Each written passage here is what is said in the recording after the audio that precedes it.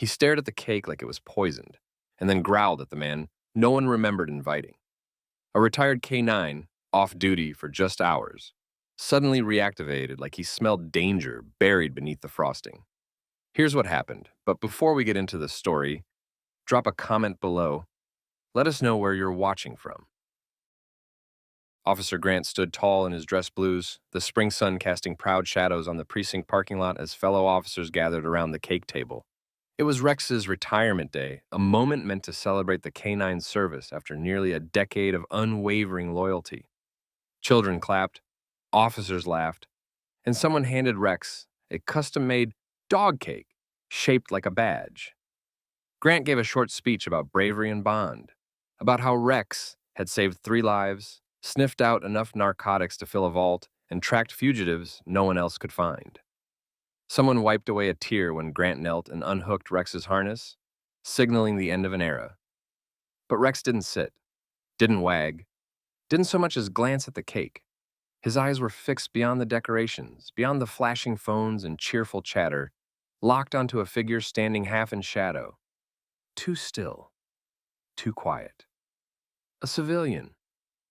Unknown. Uninvited. The man wore a baseball cap low over his eyes and sunglasses despite the shade. He didn't clap. He didn't smile. He just stood there, watching Rex. And Rex, tail still, ears sharp, let out a single low growl. It was so soft only Grant heard it, but it was enough. The hairs along Rex's spine bristled. Grant turned to look, but the man was already gone, swallowed by the shifting crowd. For a beat too long, Grant stood frozen, trying to convince himself it was nothing. Just a coincidence, maybe someone's cousin or neighbor tagging along. But Rex knew better.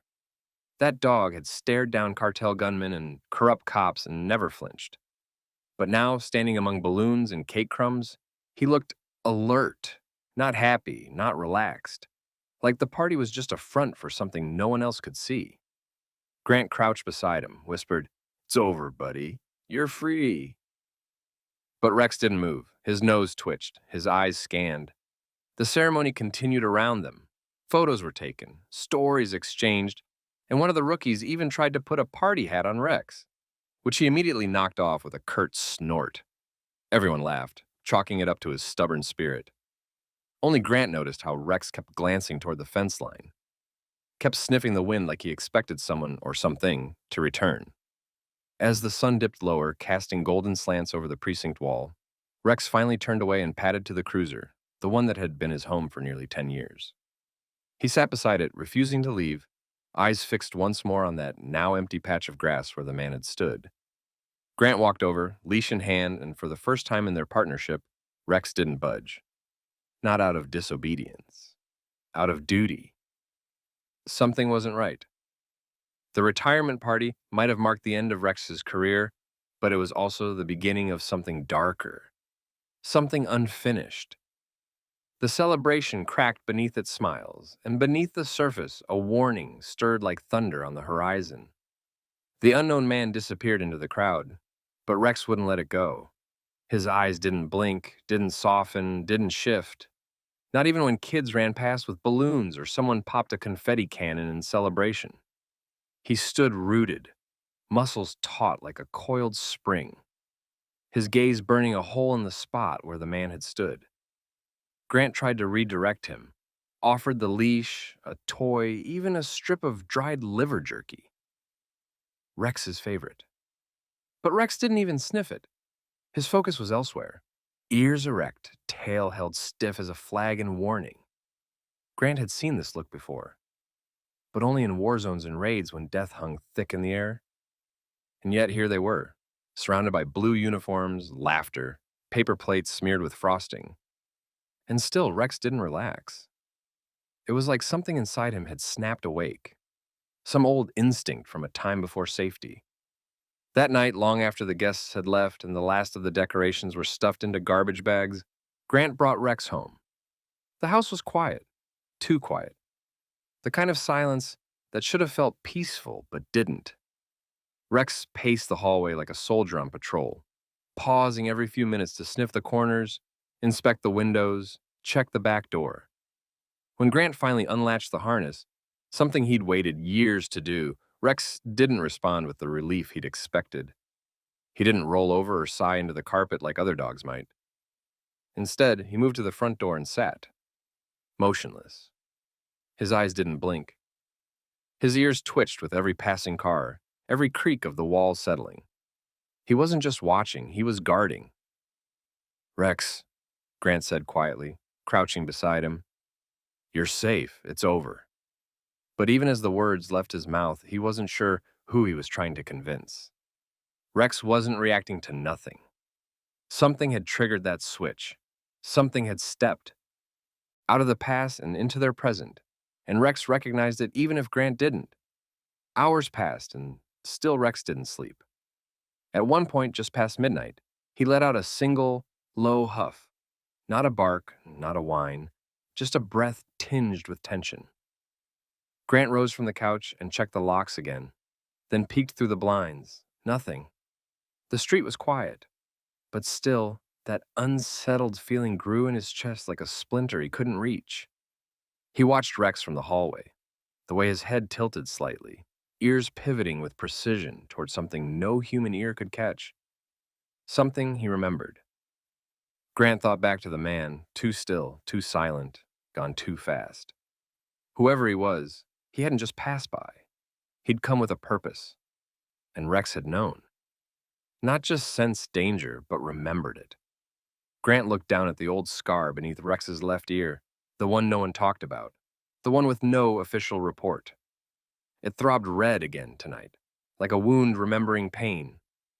Rex wasn't retired. Not yet. Not while that face still haunted the edge of the crowd. Not while his eyes still remembered. A strange scratching against the front door jolted Grant from his half-sleep. That liminal haze between rest and reaction, broken like glass underfoot. Rex was already up, rigid, his body facing the door like a statue carved from instinct, lips parted in a low growl that vibrated in the floorboards. Grant blinked against the dark, the faint glow of the streetlight outside casting long shadows across the living room as he reached for the remote and flicked on the security feed. Static, then black. A motion alert pinged, 2:14 a.m. But the screen showed nothing. Not empty, not still, just nothing. A void, like someone had erased the frame from existence. Grant checked the hallway, his hand tightening around the baseball bat he kept beside the umbrella stand. Rex moved with him silently, paws gliding over the tile, his entire body tense like a wire stretched too far. When they opened the front door, the world outside was still, dead still. No wind, no insects. The kind of quiet that didn't feel natural. Rex bolted into the yard, nose to the ground, tail slicing through the air like a pendulum. He stopped at the edge of the fence, just beneath the motion sensor, and began digging. Fast, desperate. Grant's breath caught in his throat as Rex emerged a moment later with something clamped in his jaws. Dirty, frayed, soaked at the edge with a dark stain that made Grant's stomach twist. Fabric. Heavy like the sleeve of a tactical jacket. Grant took it with gloved hands and turned it over. Bloodstained. Ripped like it had been torn off in a struggle. But that wasn't what hit him hardest. It was the smell. Familiar. Sharp. Industrial. He couldn't place it, but Rex could.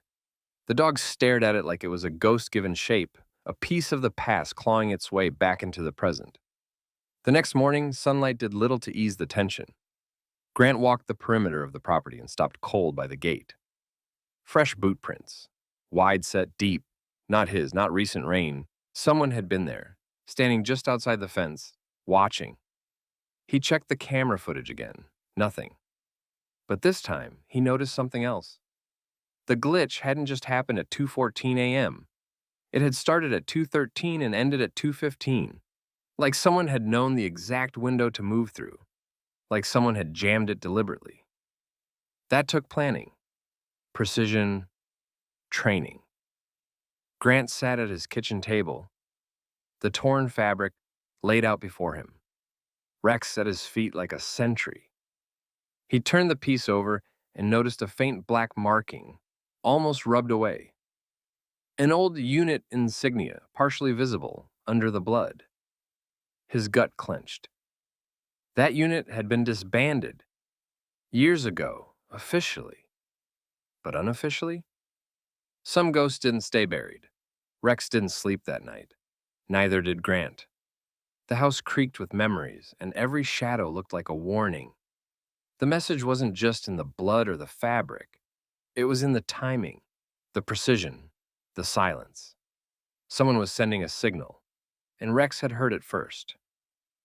Grant took the cloth to the lab first thing the next morning, bypassing formalities, calling in favors from old friends who owed him from tours, raids, and backroom deals done in the name of justice. The results came back faster than usual, but the answer chilled him. No matches, no known DNA, no traceable fiber, just a ghost in the tactical gear. But the smell lingered, metallic and chemical, the kind of thing you never forget once it's seared into your nostrils during a breach gone wrong. It gnawed at the edge of Grant's memory all day, until he finally gave in to the itch that had started beneath his ribs and pulled open the basement door that hadn't creaked in. Over 2 years. He descended the stairs with Rex at his side, every step slower than the last. The basement was more than a storage space. It was a vault of ghosts, stacked with boxes of old files, photos, flash drives, and handwritten notes from operations that had never made it to court. Most were closed cases. Some were sealed. A few were never meant to exist. Grant dug for hours until he found it. A manila folder bound with cracking rubber bands and labeled in faded ink. Op Shadowfang. Handler log. His fingers trembled as he opened it. Inside, dates and logs from a joint task force 5 years back, detailing raids on compromised military assets in the Southwest. But the file wasn't about the missions. It was about the man leading them, Jared M. Tillman, a name that dropped like a stone into Grant's gut. A former handler, decorated, respected, then suddenly dirty. Court-martialed in absentia after an internal sting caught him selling location data and raid schedules to unknown third parties. Intel that led to at least one soldier's death and the disappearance of an entire weapons cache. But Tillman had vanished before the trial. Off-grid. No sightings, no body. Just a sealed record and a whisper in certain circles. But what hit hardest was the handler assignment sheet clipped to the back. Rex's name. Brief, one mission, then reassigned. Grant remembered now. Vaguely. That week, Rex had come back different, less responsive, agitated. The trainers wrote it off as overstimulation. But Grant had seen fear in war dogs before. Rex hadn't been overstimulated. He'd been traumatized. And it wasn't combat that did it. It was Tillman. Grant stared at the last entry in the file, a line scratched hastily in pen. K9 showed signs of resistance, aggression toward handler. Reassign recommended. It wasn't just clinical, it was warning. Someone knew Rex had rejected Tillman. Someone had tried to bury it. But ghosts don't stay buried, especially when they remember, especially when they come back wearing the same cologne, standing at the edge of a retirement party like they'd never left. Grant looked down at Rex, who sat staring at the folder like it told him everything he'd feared. Tillman hadn't died. He'd disappeared. And now, somehow, he was back. Watching, waiting. And Rex knew. He'd always known. Grant tried everything to ease Rex into retirement. Long morning walks through the trails behind the house, fresh bowls of cold water beside his bed, the softest orthopedic dog mattress money could buy. He even left the back door open so Rex could patrol the yard on his own terms, free of commands, free of duty. But nothing seemed to break the tension coiled inside that dog's chest. Every night, Rex sat by the door, watching the darkness like it held unfinished orders. Grant told himself it would pass, that the edge would dull with time, that once the scent of old danger faded, Rex would begin to breathe easier. But then came the night when everything changed. Grant had come home late, paperwork stacked high from reactivated cases he shouldn't even have been touching. He found Rex pacing the hallway, nails clicking sharp against the wood, ears twitching like antennae. Hoping to ground him, Grant reached into the box of keepsakes he'd prepared for Rex's official retirement ceremony. The commendation plaque, the paw print engraving, and the ceremonial leather collar, polished and engraved with Rex's years of service. A symbol of honor, closure.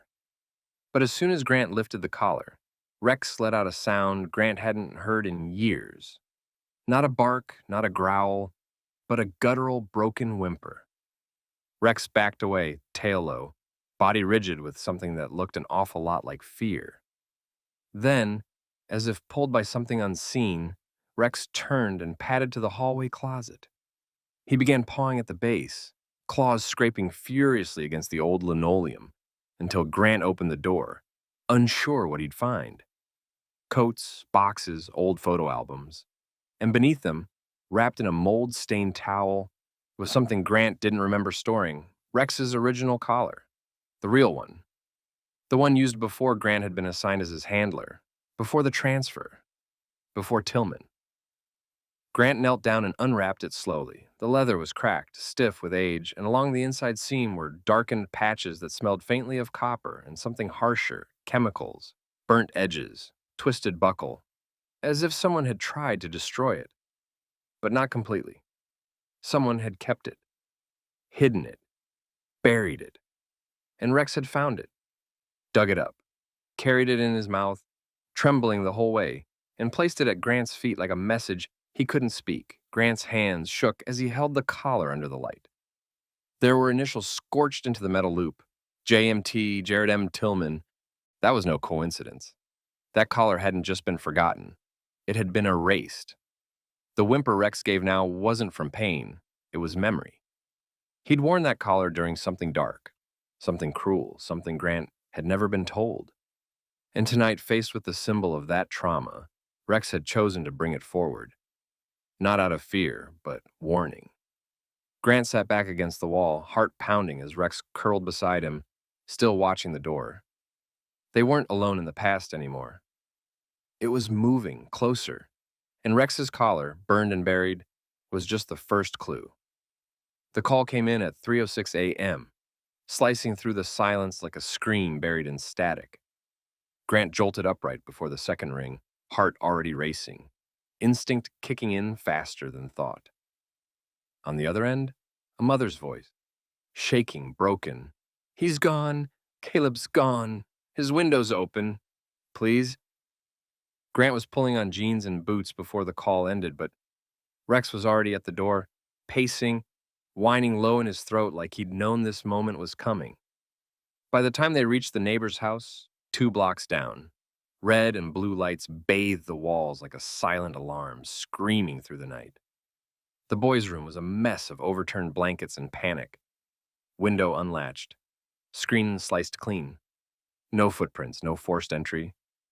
Just a single smudge of black grease on the windowsill and a few scattered pieces of dried dog kibble outside in the grass.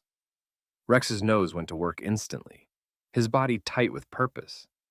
He didn't wait for commands, didn't need them. He took off toward the backyard, head low, tail stiff, following a trail no one else could see. Grant ran behind him, flashlight bouncing, breath catching on the cold air. They crossed the fence line and hit the woods, dark, wet, silent.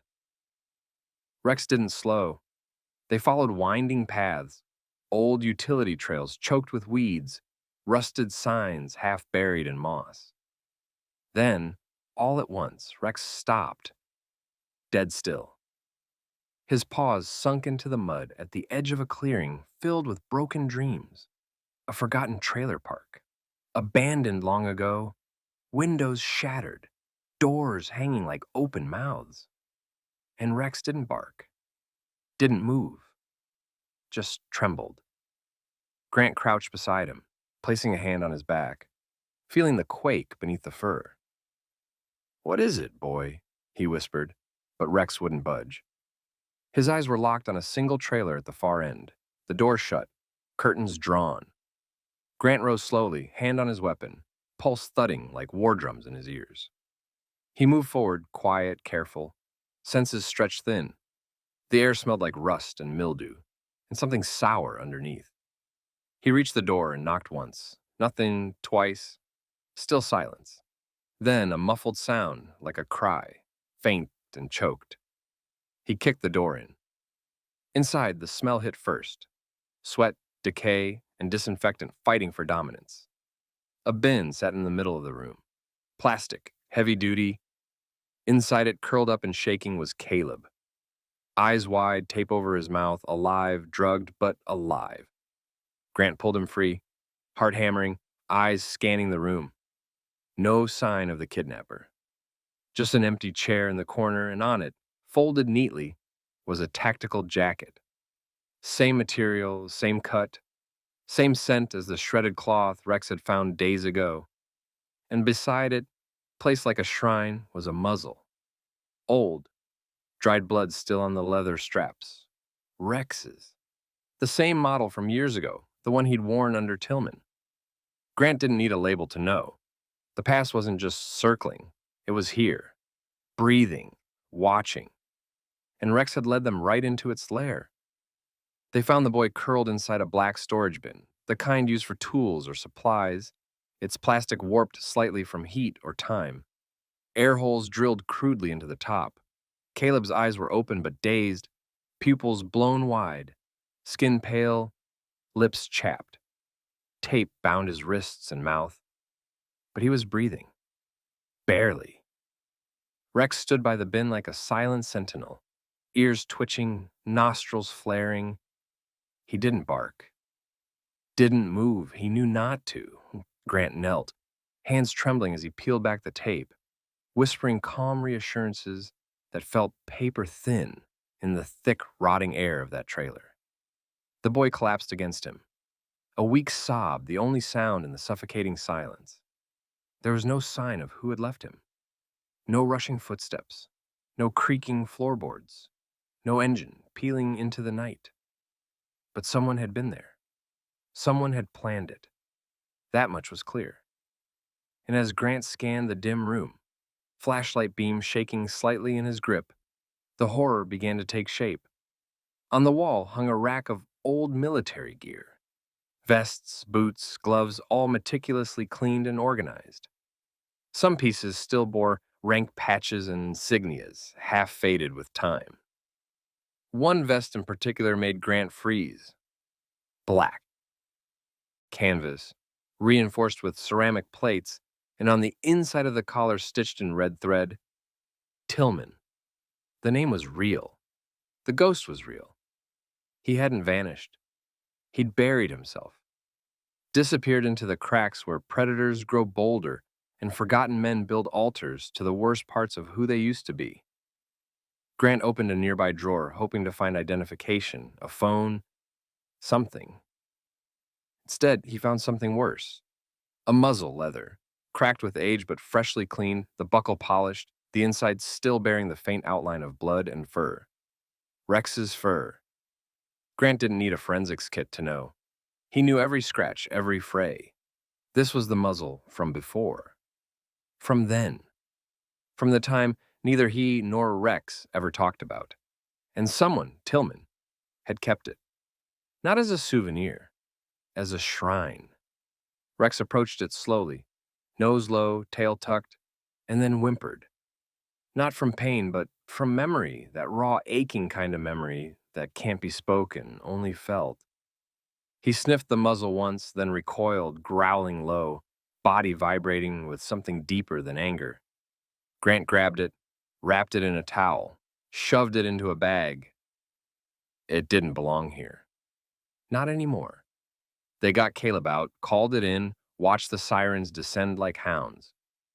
But even with the child safe, even with the evidence bagged and tagged, nothing felt closed.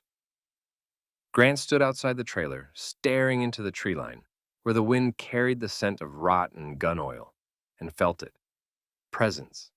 Not just a memory, a watcher. Someone had been close, still was. Rex didn't sit beside him. He stood, watching the dark, like he knew they were being studied, not hunted, measured. And the collar that had burned, the muzzle that had bled, the boy who had almost died, none of it was random. This wasn't just a warning, it was a pattern, and it had only just begun. That night, the precinct buzzed with motion, voices layered in clipped urgency, the air heavy with paperwork and tension as federal agents stormed the evidence room and overran the conference tables with maps, timelines, and classified files that hadn't seen daylight in years. They questioned Grant for hours, picked apart every detail from the trailer to the muzzle to the whisper of Tillman's name hanging in the room like smoke no one wanted to acknowledge. But Rex wasn't interested in debriefings or jurisdiction. He stood near the rear exit, silent and coiled, his eyes fixed on the horizon beyond the precinct's chain-link fence. Grant thought he'd settled, maybe finally allowed himself to rest. But before dawn cracked the sky, Rex was gone. The back door had been nudged open just enough. His GPS collar blinked once on Grant's phone, a soft ping echoing like a shot across his chest. And then silence. No signal, no trail. Just gone. Panic surged through Grant as he bolted from the station, heart pounding like war drums.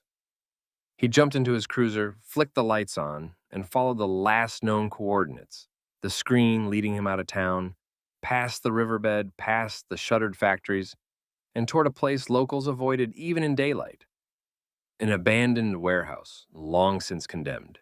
Its windows boarded, its roof sagging like the spine of something ancient and forgotten.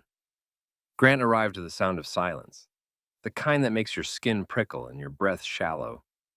He stepped inside, flashlight cutting through dust and darkness. Every creak beneath his boots answered by the hollow groan of rusted beams. Then he heard it. Not a growl, not a bark, but a low, guttural howl that twisted into the ribs and made his knees lock. He followed the sound deeper into the warehouse, down a corridor flanked by broken crates and graffiti-scrawled walls, and there, bathed in a sliver of moonlight leaking through a shattered skylight, was Rex, standing over a man, pinning him.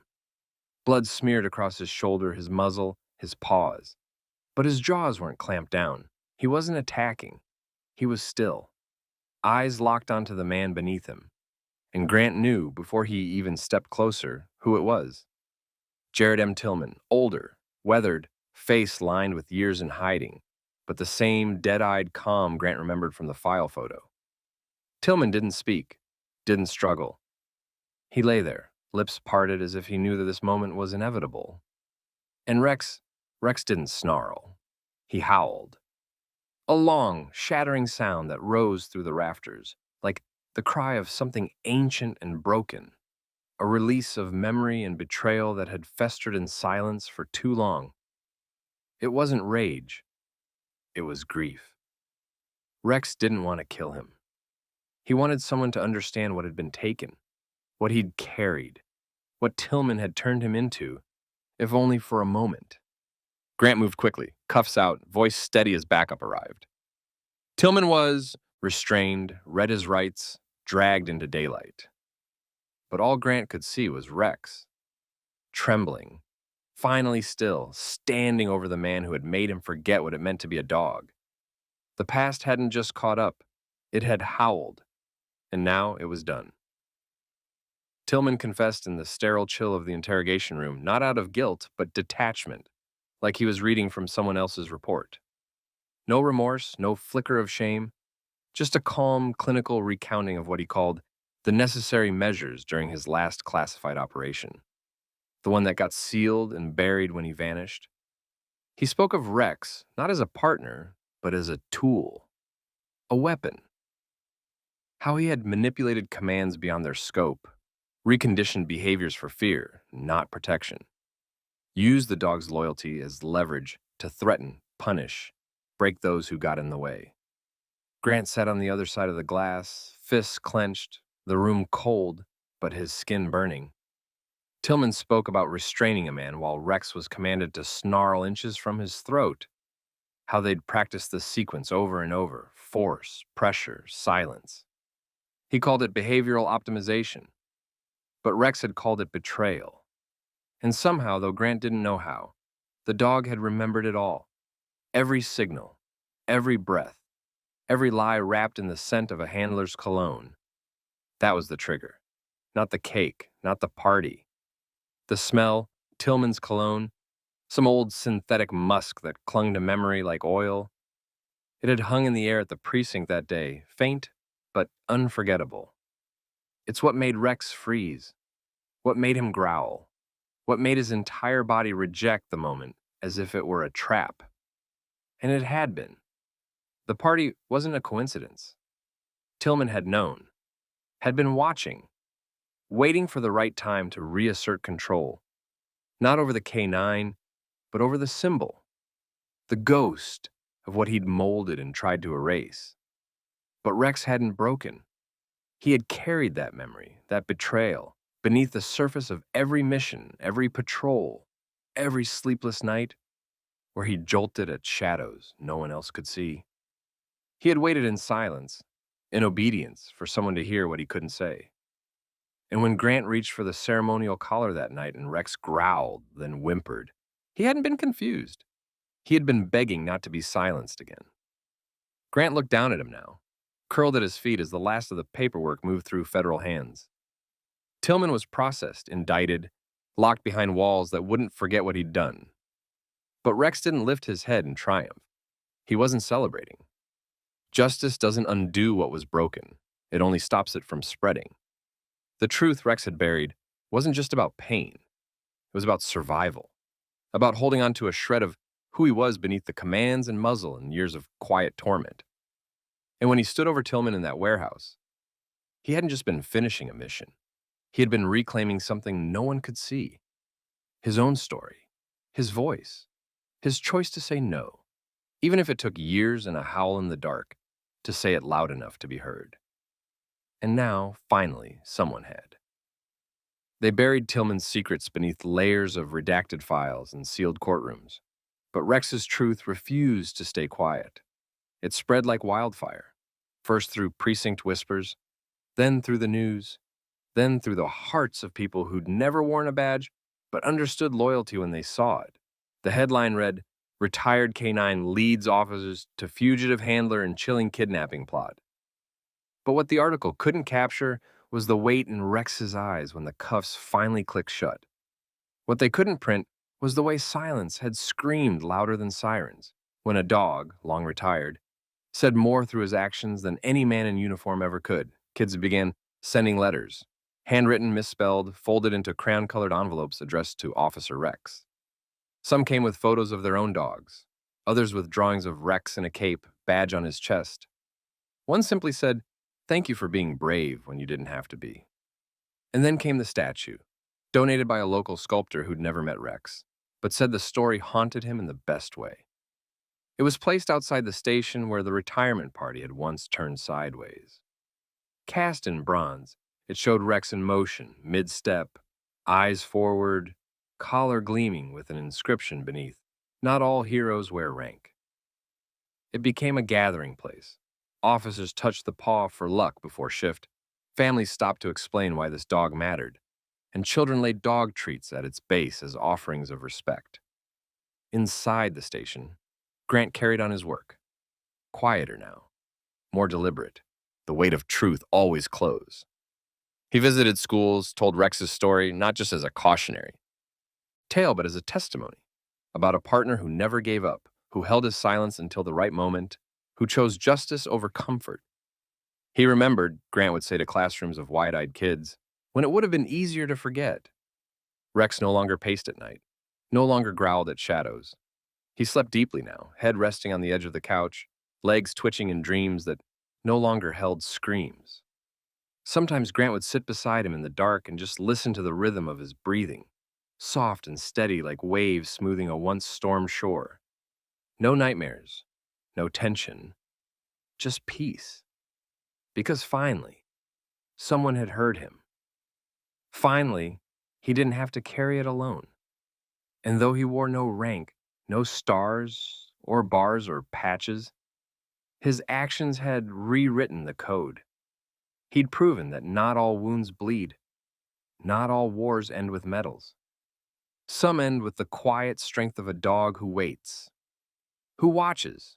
Who endures until truth can rise?